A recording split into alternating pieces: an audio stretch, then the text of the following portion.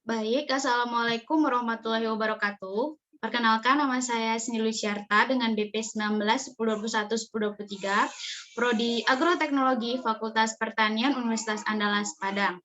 Untuk melengkapi tugas ilmu Gulma Agro C, yaitu tentang pemanfaatan gulma, maka dari itu kami dari kelompok 7 akan mencoba mempresentasikan tentang pemanfaatan gulma eceng gondok sebagai zat pewarna alami pada proses pencelupan kain katun primissima, di mana anggota kelompok 7 terdiri dari saya, Cindy Luciarta, kemudian ada Rosa Fitri Efriani dengan BP 19 10 21 10 60, kemudian ada Lady Yuliana dengan BP 19 10 21 2018, dan ada Roni Satria dengan BP 19 10 21 3007. Baik, kita masuk slide selanjutnya, di mana jurnal ini merupakan jurnal dari Emma Mahfudzoh dan Dia Ayu Islamiyati dari program studi di luar domisili Politeknik Negeri Bandung yang diupload pada tahun 2007.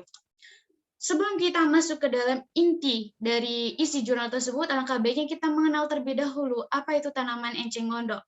Tanaman enceng gondok itu termasuk ke dalam kingdom Plantae dengan subkingdom Viridiplantae dengan superdivisi Embryophyta dan termasuk ke dalam family Pontederiaceae dan genus Eichernia Kuhn. Nah, tumbuhan air ini termasuk ke dalam tumbuhan air yang mengapung, kemudian hidupnya berumpun dengan tinggi 4-8 cm dan panjang daunnya bisa mencapai 7-25 cm, dan karakteristik atau ciri khas dari tanaman enceng gondok itu terletak pada batangnya, di mana batangnya itu memiliki rongga-rongga.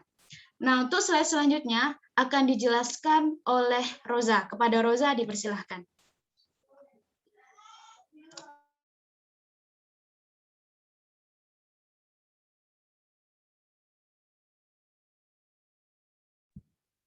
Baik, selanjutnya saya akan menjelaskan tentang kain katun primissima. Kain primissima merupakan jenis kain yang berasal dari katun atau yang sering disebut sebagai katun Jepang. Tekstur bahan yang lembut dan berkualitas bagus membuat banyak orang mencarinya.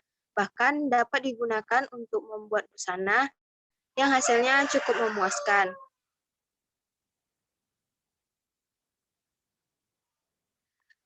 Baik, lanjut ke latar belakang. Menurut Susanto, bangsa Indonesia pada awalnya menggunakan zat warna alami yang dicari dan diolah sendiri untuk mewarnai pakaian. Namun karena politik penjajahan Belanda, orang-orang dari Eropa menyodori zat warna sintetis yang cara pemakaiannya lebih mudah dan memiliki ketahanan luntur yang lebih baik. Zat warna sintetis sampai sekarang masih digunakan oleh sebagian besar produsen tekstil di Indonesia. Penggunaan zat warna sintetis dapat berdampak negatif berupa limbah yang merusak lingkungan. Menurut Agung, limbah tersebut terutama berasal dari proses pewarnaan tekstil yang masih menggunakan pewarna sintesis. Zat warna sintesis tersebut tidak ramah lingkungan karena dapat merusak ekosistem dan mengakibatkan organisme dalam air mati. Zat warna sintetis juga bersifat karsinogenik, sehingga jika masuk ke dalam tubuh dapat membahayakan kesehatan manusia. Selanjutnya, alat dan bahan pada penelitian ini. Adapun alat yang digunakan pada penelitian ini yaitu oven, kompor, dan dandang. Sedangkan bahan yang digunakan pada penelitian ini adalah enceng gondok, air, dan kain katun primissima. Mungkin selanjutnya akan dijelaskan kepada Lady. Kepada Lady dipersilahkan.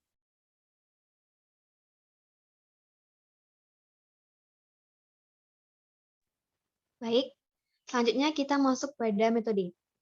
Penelitian yang dilakukan terdiri dari beberapa tahap, yaitu ekstraksi zat warna alam enceng gondok, yaitu dengan mengambil ekstrak enceng gondok dengan cara perebusan. Kemudian proses mendating, yaitu proses perendaman kain dalam larutan tawas dan soda abu dengan rumus kimianya Na2CO3.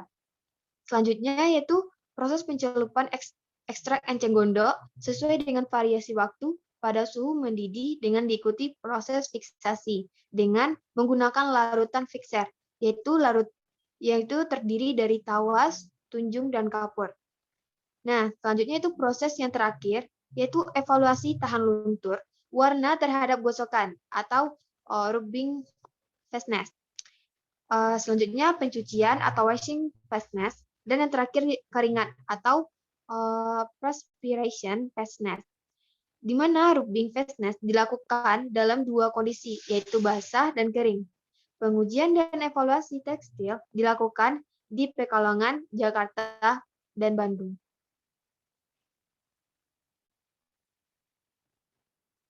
Nah, kandungan zat. Zat warna yang dihasilkan pada eceng gondok adalah warna coklat muda, coklat tua, dan coklat kehijauan. Perbedaan warna ini terjadi karena terjadinya fiksasi. Makin lama dilakukannya perendaman, maka perubahan warna akan terjadi. Selanjutnya itu pelarut yang digunakan air. Warna coklat diperoleh karena eceng gondok mengandung tanin. Tanin diekstrak dengan perebusan menggunakan pelarut yaitu air. Proses mordating yang dilakukan berfungsi membentuk jembatan kimia antara zat warna dengan serat sehingga afinitas zat warna terhadap serat meningkat.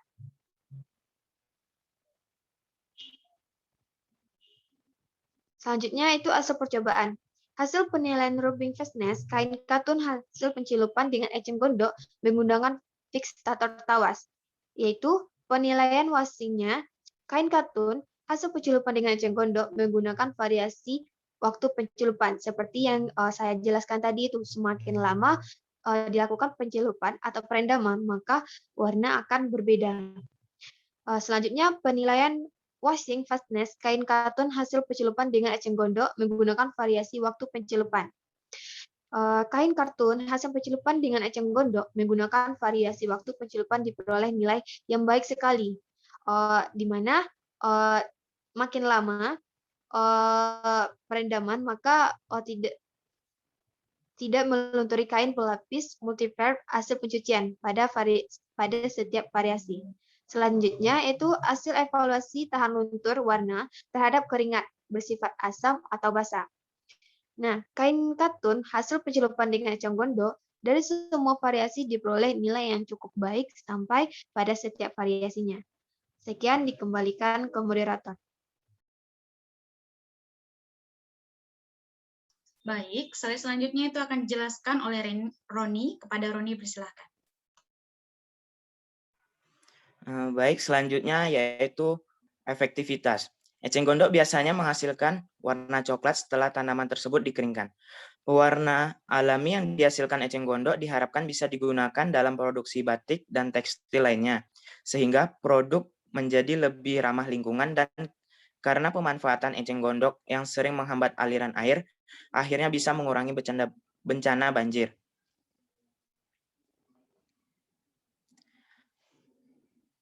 Selanjutnya kesimpulan. Lama pencelupan yang berbeda menghasilkan ketuaan warna yang berbeda. Semakin lama waktu pencelupan, semakin tua warna yang dihasilkan. Lama pencelupan tidak berpengaruh secara signifikan pada ketahanan luntur warna terhadap gosokan, pencucian, dan keringat. Jenis fiksator yang berbeda menghasilkan warna yang berbeda. Kain yang semula berwarna coklat muda, hasil pencelupan setelah difiksasi menggunakan kapur kain menjadi berwarna coklat lebih tua. Setelah difiksasi menggunakan tunjung kain menjadi berwarna coklat lebih gelap atau kehijauan. Dan setelah difiksasi menggunakan tawas kain menjadi berwarna krem kecoklatan.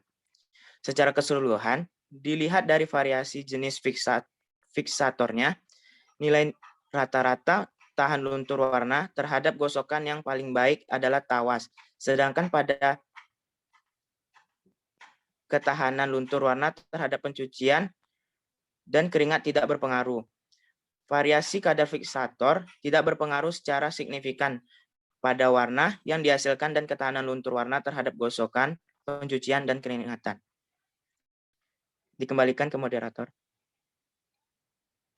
Baik, terima kasih kepada rekan-rekan semuanya yang telah menjelaskan tentang pemanfaatan gulma ini. Jadi secara keseluruhan, ternyata gulma dari eceng gondok sendiri bisa dimanfaatkan sebagai pewarna alami untuk pewarna kain primisima. Nah, jadi biasanya kita juga menggunakan pewarna kimia, di mana pewarna kimia ini dampaknya sangat negatif terhadap lingkungan. Nah, alangkah baiknya kita bisa memanfaatkan gulma, salah satu eceng gondok, sebagai pewarna alami untuk kain sehingga dapat melestarikan lingkungan.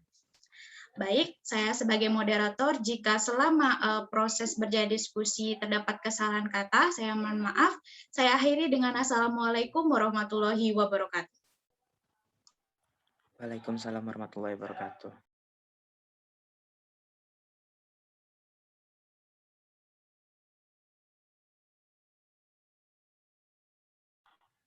Stop Sudah, record. stop screen.